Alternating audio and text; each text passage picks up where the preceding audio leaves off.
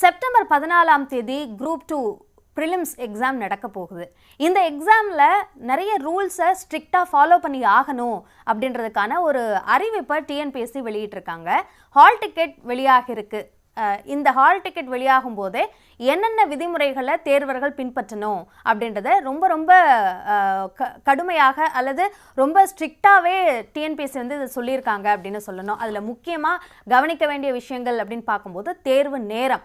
அதாவது தேர்வு நேரம் என்பது 9:30 மணிக்கு தான். ஆனால் தேர்வு மையத்திற்கு தேர்வர்கள் வர வேண்டிய நேரம் என்பது 8:30 மணி அப்படின்னு குறிப்பிட்டிருக்காங்க.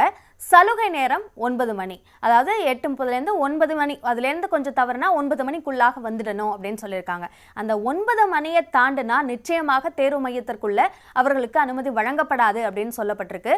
இதற்கு முன்னாடி தேர்வுகள் நடத்தப்படும் போது அந்த குறிப்பிட்ட நேரத்திற்கு மேலே வந்தோம் அப்படின்றதுனால எங்களை உள்ள அனுமதிக்கல, 1 நிமிடம் தான் தாமதம், ஆனால் எங்களை உள்ள அனுமதிக்கல என்பதற்காக போராட்டங்களில் ஈடுபடக்கூடிய சம்பவங்கள்லாம் தமிழ்நாட்டில் நடந்தது. ஸோ இதை தவிர்க்கிறதுக்காக முன்கூட்டியே சொல்லியிருக்கிறாங்க, 9 மணிக்கு மேலே யார் வந்தாலும் உள்ள அனுமதி இல்லை, 9:30 மணிக்கு தேர்வு சரியாக தொடங்கப்படும் அப்படின்னு சொல்லியிருக்காங்க. அதே மாதிரி தேர்வு நேரம் முடியும் வரைக்கும் யாரும் தேர்வு மையத்திலிருந்து தேர்வு அறையிலிருந்து வெளியில் வர முடியாது என்பதையும் ரொம்ப ஸ்ட்ரிக்டாக சொல்லியிருக்காங்க. அடுத்ததாக தேர்வு முடிகிற வரைக்கும் வெளியில் வர முடியாத மாதிரி ஹால் டிக்கெட் அதை நிச்சயமாக அந்த நகல் எடுத்துகிட்டு வந்து, அதாவது இணையதளத்தில் வெளியிடப்பட்டிருக்கு www.tnpsc.gov.in, அதே மாதிரி www.tnpscexams.in என்ற இந்த 2 இணையதளங்கள்லையும் ஹால் டிக்கெட் வெளியாக இருக்குது. அதை கண்டிப்பாக பதிவிறக்கம் செஞ்சு பிரிண்ட் அவுட் எடுத்துகிட்டு வரணும். அப்படி பிரிண்ட் அவுட் எடுத்துகிட்டு வரலன்னா தேர்வு மையத்திற்குள்ளே அவங்கள எந்த காரணத்துக்காக அனுமதிக்க முடியாது அப்படின்னு சொல்லியிருக்காங்க. அடுத்ததாக ஹால் டிக்கெட் கூட சில ஆவணங்கள், அதாவது பல ஆவணங்கள் ஒரு பட்டியல் கொடுத்துருக்காங்க. அதில் ஏதேனும் ஒன்று, அதாவது Aadhaar card, passport, driving licence, PAN card, voter ID, இதில் ஏதாவது ஒன்னோட நகல் வேணும், ஜெராக்ஸ் எடுத்துகிட்டு வரணும் அப்படின்னு சொல்லியிருக்காங்க. அதாவது ஃபோட்டோ காப்பி என்பது தான் சரியான வார்த்தை. ஃபோட்டோ காப்பியை எடுத்துகிட்டு வரணும் அப்படின்றதையும் டிஎன்பிஎஸ்சி சொல்லியிருக்காங்க. அதே மாதிரி உங்களோட ஹால் டிக்கெட்டில் இருக்கிற ஃபோட்டோ அதுலேயும் உங்களை நேரில் பார்க்குறதுக்கும் ரொம்ப அதீதமான வித்தியாசம் இருந்துச்சு அப்படின்னா உங்களோட இந்த மாதிரியான ஃபோட்டோ ஐடி கார்டு, அந்த கார்டில் இருக்கிற ஃபோட்டோவையும் ஒப்பிட்டு பார்ப்பாங்க.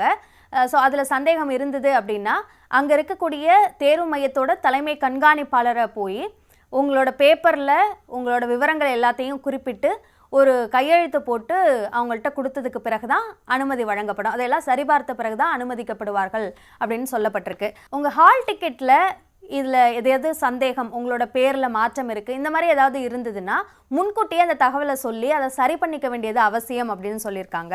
grievance.tnpsc@tn.gov.in அப்படின்ற இந்த மின்னஞ்சல் முகவரிக்கு மெயில் பண்ணி அதை கிளாரிஃபை பண்ணிக்க வேண்டியது அவசியம் அப்படின்னு சொல்லியிருக்காங்க. அதே மாதிரி black colour ball point pen இதை மட்டும்தான் யூஸ் பண்ணணும் என்பதையும் டிஎன்பிஎஸ்சி உறுதியாக சொல்லியிருக்காங்க.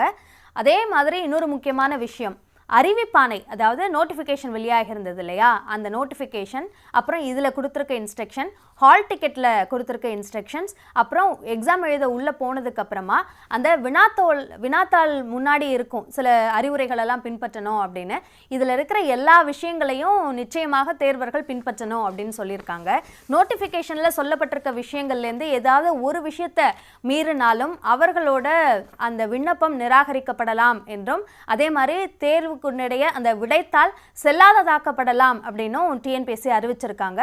அதற்கு பிறகு ஒருவேளை இதை மீறி விடைத்தாள் எல்லாம் பரிசீலிக்கப்பட்டாலும் கூட, அதற்கு பிறகு இது சார்ந்த தகவல் தெரிந்தாலும் கூட அவர்கள் டிஎன்பிஎஸ்சியால் விதிக்கப்படக்கூடிய அபராதங்களை செலுத்த வேண்டிய சூழல் ஏற்படலாம் என்ற அந்த எச்சரிக்கையும் டிஎன்பிஎஸ்சி வெளியிட்டிருக்காங்க.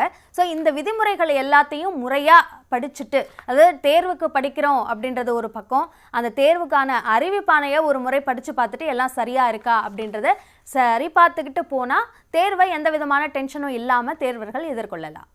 செப்டம்பர் 14ஆம் தேதி குரூப் 2 ப்ரிலிம்ஸ் எக்ஸாம் நடக்க போகுது.